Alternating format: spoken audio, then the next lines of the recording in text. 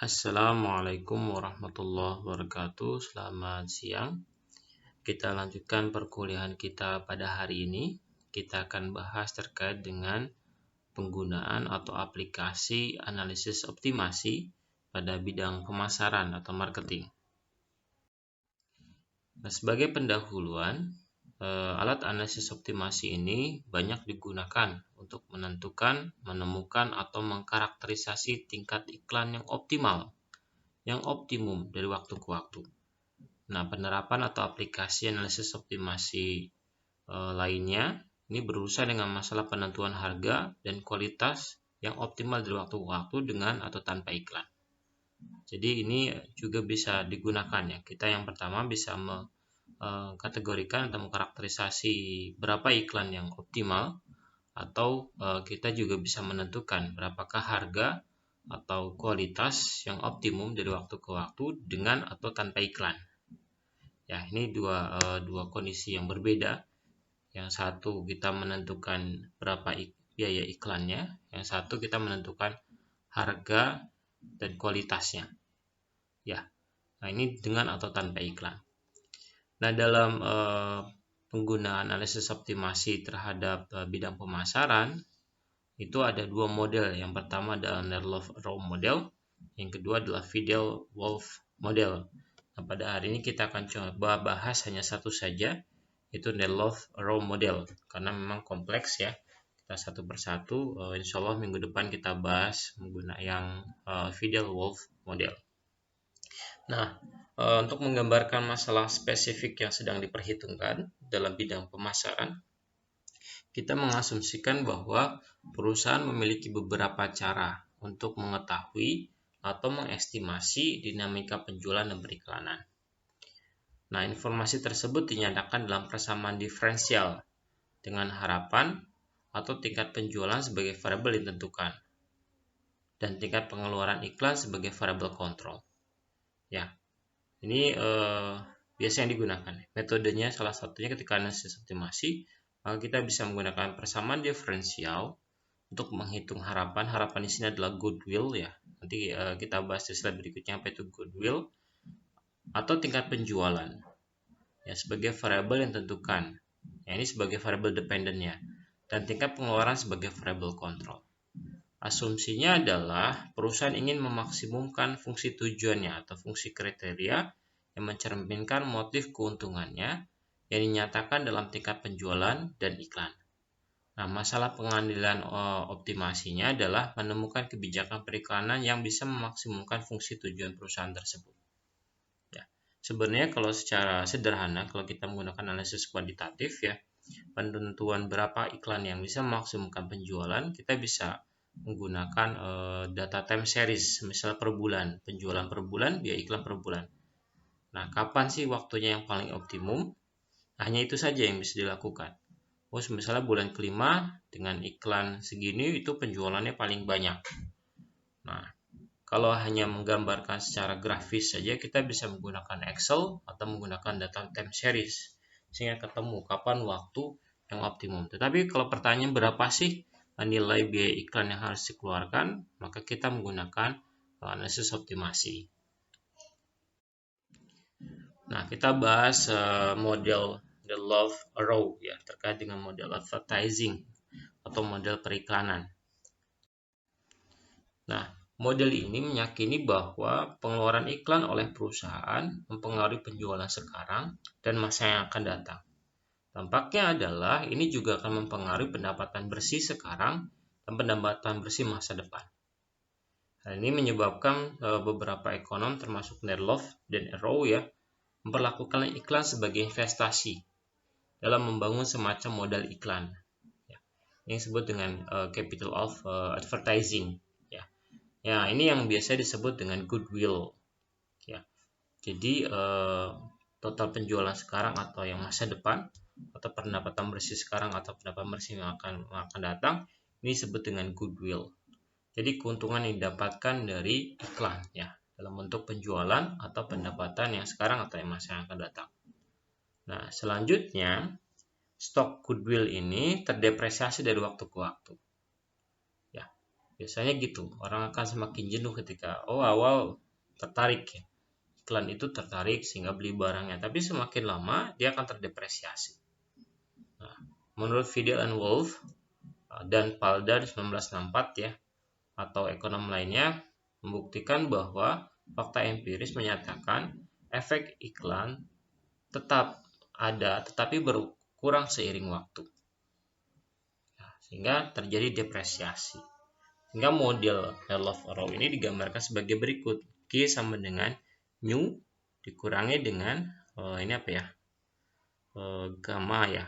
K atau sigma ya. Oke lah, ini lambang matematis ya.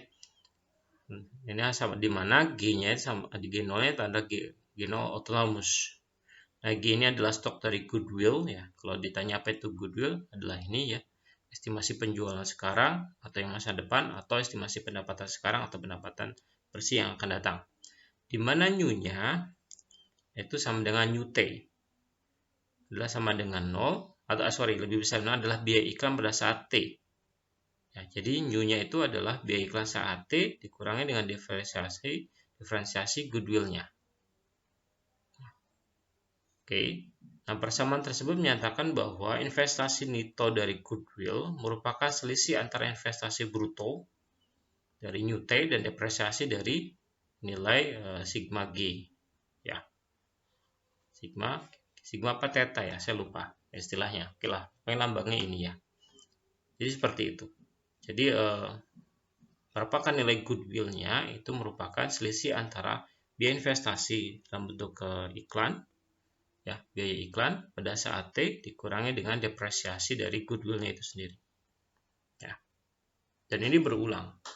Makanya kenapa perusahaan itu selalu memperbarui tampilan iklannya, mencari tema-tema yang menarik dan segala macam, karena tadi efek iklan itu tetap ada tapi berkurang seiring waktu. Ya. Oke, kita lanjutkan.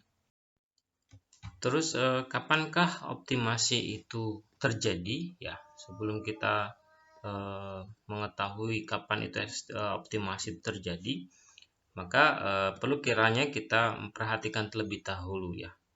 Ini dimana tingkat penjualan oleh suatu perusahaan ini bergantung atau dipengaruhi oleh GT atau goodwill pada periode T, harga atau PT, dan faktor exogenous lainnya atau ZT.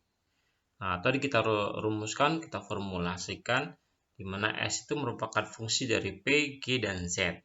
Ya. Tentu saja kalau mau dilengkapi, ininya P-nya adalah PT, G-nya GT, dan Z-nya ZT. Tapi ini kita abaikan T-nya. Ya. Nah, terus jika tingkat biaya total produksi adalah CS, ya, maka total revenue dapat dirumuskan sebagai berikut. Pada dasarnya ini perkalian antara pengurangan antara harga dengan biaya saja, P min C. SBGZ ini adalah dari harga atau nilai dari penjualan dikurangi dengan biaya dari penjualan itu, biaya produksi dari kuantitas penjualan itu, di mana penjualannya dipengaruhi oleh P, G, dan Z. Sehingga kita rumuskan total revenue-nya, di mana total revenue juga dipengaruhi oleh P, G, dan Z, ini sama dengan harga dari penjualannya kurangi dengan biaya total dari penjualannya, biaya total produksi dari penjualannya. Ya. Nah, pendapatan bersih dari iklan ini kalau kita estimasi merupakan dari R ini ya, total pendapatan kurangi dengan new-nya, biaya iklannya. Sehingga perusahaan akan memaksimumkan pendapatan bersih saat ini dengan formulasi sebagai berikut. Di mana kalau kita diminta maksimisasi nilai new lebih besar sama dengan 0, di mana P sama dengan 0, maka J-nya sama dengan integral dari 0 sampai tak terhingga epsilon pangkat min PT ya, terhadap nilai R, P, G, Z dikurangi dengan new tersebut. Nah, karena revenue dan new-nya itu dalam bentuk integral atau P-nya di sini dalam bentuk integral, maka kita boleh merumuskan di mana maksimisasi nilai Z ini dapat dihitung melalui first differential atau turunan pertama dari R-nya terhadap P atau delta R dr per dP. di mana ini sama dengan S itu adalah total penjualan, ditambah dengan P dikalikan dengan turunan pertama S terhadap P dikurangi C, ya, dikurangi dari C dari S-nya terhadap delta S per delta P-nya. Ini harus sama dengan 0. Nah, ini syarat maksimisasinya adalah seperti ini. Jadi boleh langsung DR per DP sama dengan 0, atau kalau kita mau jabarkan di sini juga boleh. Ya. Jadi kita S ini penjualannya ditambah dengan pengurangan terhadap turunan pertama terhadap S per P-nya. Ini kalau kita rumuskan secara lengkap, maka DR per DP sama dengan S, itu adalah total penjualannya dari sini, ya. S sama dengan S PGZ ditambah dengan P dikali dengan turunan pertama S terhadap P dikurangi C dikali dengan S turunan pertama dikalikan dengan turunan atau DS per DP sama dengan 0. Ya. Nanti kita coba pada contoh soal. Nah, contoh soalnya sebagai berikut nih. Kalau misalnya ini contoh pertama, ya, ada persamaan 72.2, yang ini ya saya tuliskan lagi. Berikut ada persamaan 7.3, ini adalah yang ini. Maka asumsinya kalau S-nya SPG sama dengan 1000 min 5P plus 2G dan CS-nya sama dengan 5S, maka substitusikan ke dalam persamaan 75. Persamaan 75-nya adalah yang ini. Dan bagaimana solusi agar P-nya itu optimum terhadap Q-nya. Ya, silakan ini nanti dikerjakan. Ya, dikerjakan cukup mensubstitusi saja. Ya. Jadi persamaan 7 dan 2, 73 ya. Ini 72-nya adalah ini S, PG ya. Dan 72-nya adalah CS ya. CS-nya adalah ini. Ya. CS-nya adalah ini, di mana DR-nya, DP-nya sama dengan ini. Ini kita diminta mensubstitusikan ini.